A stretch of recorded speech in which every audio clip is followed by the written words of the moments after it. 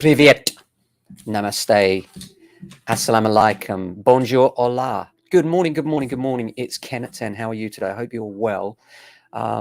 Today, looking at the news, it's just shocking, isn't it? Hence the ticker at the bottom of the screen for the Red Cross appeal. I have a niece who's very kind and very high up in the charity sector. And I asked her what the best thing people could do was right now in terms of helping the Ukrainian people. And what she said was that the Red Cross is great because all of the major charities are actually coordinating together. So if you do donate to the Ukraine Crisis Appeal at the Red Cross, it will be getting into the hands of those that really need it. And I know times are really tough right now. And so the last thing you might want to do is part with your hard-earned, given the fuel bills that are coming through and the bad news. But can you imagine what those people are going through right now in Ukraine, losing family members, worrying about husbands, wives trying to flee, people dying? I mean, it's just the most awful thing I think I've seen in my lifetime. I'm absolutely shocked by it. And I hope that you'll give. We're actually going to start a fundraising page as well to try and collect a little bit more.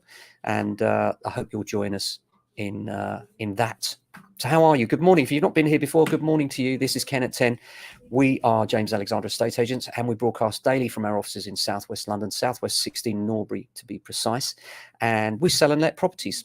And it's 10. I'm Ken, hence Ken at 10. How are you? Hope you're doing well. Weather here in Norbury is kind of overcast. Rain later, it says on my screen. I hope it's wrong. It looks fairly okay at the moment, but we've got to expect it this time of year.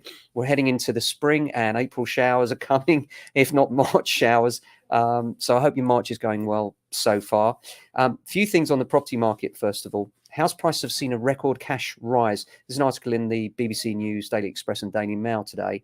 The cost of the average UK home rose by a record of $29,162 in the past year, according to Nationwide.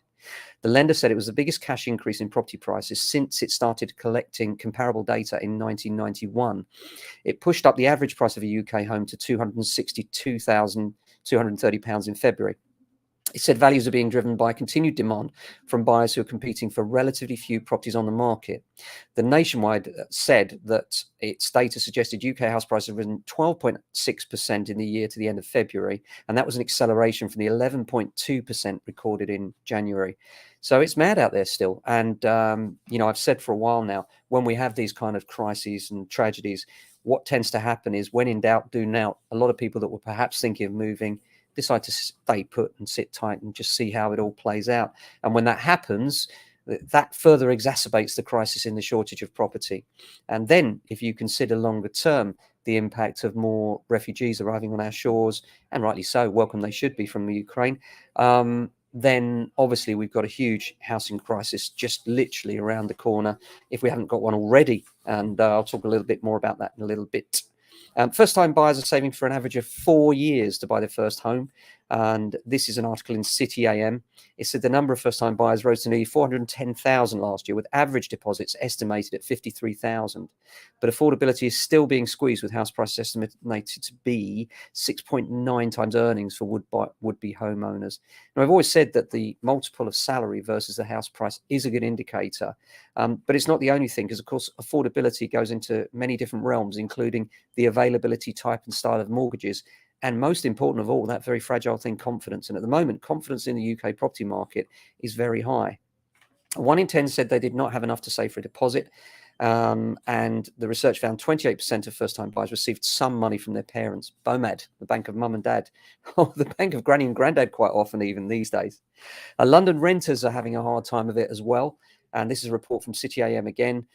They report that stock levels for homes have diminished. We can correlate that as well, very much so. The relaxation of coronavirus restrictions has led to a surge in demand for rental homes, especially here in London. While we've reported historically low levels of stock, high demand has seen rents surge past pre-pandemic levels, as London landlords are once again in a position to be very picky. Data from Chesterton's found the average rent has soared 21% to £751 compared to 2020, when the average cost for renters was £589. That's shocking, isn't it? 589, I'll repeat that, £589 on average in 2020, £751 today. Well, we've been predicting for some time this is a likely result of the vilification of landlords, the extra tax demands on landlords, and a rising market where many landlords have been renting for many years, sitting on paper profits and decided to realize them rather than feel that the market has a future for them. Pet CVs, PowerPoints with couples' honeymoon pictures, and exaggerated career backstories are just some of the ways Londoners have been trying to secure new addresses, according to landlords and estate agents. Renters have been trying to prove their suitability to landlords by sending in Airbnb reviews and very lengthy biographies about how they like running and coffees by the river. It's crazy, isn't it? But it's not funny, really. You know, it's sad. And I'm afraid that the way this government has discouraged investment into rental property generally and the vilification of landlords has led to this. And they need to reverse that trend because we need the homes. And so much of it is in private hands. And if those private hands decide that the rental market is no longer for them, then that exacerbates the crisis. And the idea that the public sector can step in and take up that slack is naive at best. So, you know, that's something they need to work on. Banks could rein in rate hikes despite inflation fears. This is an interesting article in the Evening Standard. Experts believe the Bank of England may scale back interest rate rises due to the conflict in Ukraine, with analysts saying there's been a massive repricing of interest rates in the UK, with markets now betting on rates rising from 0.5% to 1.5% to the end of the year. This is a significant dip from the expectation of a peak of more than 2.25%. And it comes despite economists warning that the invasion of Ukraine will see inflation surging to around 8%. Now, there is a direct correlation between interest rates and inflation because it's the way that the central banks tend to try and control inflation by increasing interest rates. Therefore, it's harder to borrow money. There's a financial squeeze. There's not as much money to spend. And this saves the spiral of prices go up, therefore wages go up. Therefore, people have got more money, therefore prices go up. And of course, the same is true for property. If prices go up and then wages go up, then the amount of money you have and the multiple on that goes up, and this further increases prices. We always find in a time of inflation, property tends to be one of the things that's impacted greatly. And certainly that's coming through in the numbers so far, isn't it? We are in the springtime now as well, so we can expect it to get worse over March, April, and May. Worse or better, depending on which side of the fence you're sitting, quite honestly. Now on to the eviction ban. Now, the end of the moratorium on evictions in the UK finished in December, and that's going to start to have a big effect now. There are 70,000 households in arrears of their mortgage payments, and as interest rates go up and they're unable to refinance those rates, because remember, if you're in arrears, it's likely that your lender won't switch your rate to a cheaper one. And that in itself causes an exacerbation of the problem. It really should be the case, I think, that if you're in financial difficulty, the lenders have an obligation to provide you with at least the most competitive rate they have on offer, rather than restricting you from access to those rates, which is what happens right now and leads to the vicious circle of can't afford my mortgage payment, miss a mortgage payment, and then the lender won't refinance because I've missed a mortgage payment, and then the rate that I was on actually ends, and then you're on the variable rate and you can't jump onto anything else because the lender won't let you. It's a real frustration and it's a real significant problem. So tackling the homelessness crisis is going to be a big thing this year, and I do see that as a local issue, especially with an increasing number of refugees coming into the country, plus many people struggling with their mortgage payments and inflation. So that's on the bad side of things. On the good side of things, if you're selling property right now, the market's very busy. You'll find selling is easier than you might expect, but the other side of the coin is buying's a little bit harder. Having said that, your best opportunity is always springtime. Why springtime? Because spring is the most popular time for sellers. Therefore, if people are selling this year, it's more likely that they're selling in the next 3 months than at any other time of year. So therefore, you want to get yours under offer and get in a commanding position so you can go ahead and make that offer on the house that you want or flat that you want, your dream home. And one of the things that's often asked is, should we or should we not buy or sell first? And the answer is you should always sell first. So often we find people making offers before they're under offer, disappointed to see that they haven't actually achieved their goals.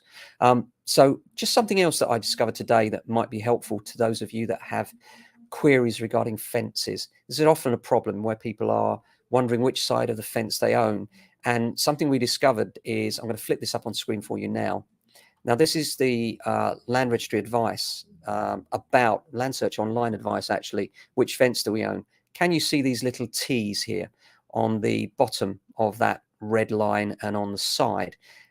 These show that the fence is owned by the side of the property where the T lies. So in this case, you can see the place with a little structure just sticking out there owns the boundary fences if you're looking at the house from the left-hand side, you'll see they own the boundary fence on the right and on the rear, and it's their responsibility to maintain those fences. It's just not an easy thing to find out. So look for those T's if you're looking at your land registry plan. I hope that's helpful to you. So thanks very much for watching. We'll be back tomorrow. Going to do the podcast tomorrow, of course, as usual, the Property Buyer and Sellers podcast. If you haven't checked it out, please do. And we're going to think about how we can help the Red Cross to donate some more money and start Just Giving page. Hope you'll support us in that too. So thanks very much for watching. Hope you have a fantastic day. Look after yourselves as always. And of course, your friends and family, if you can. Take care, stay safe and well.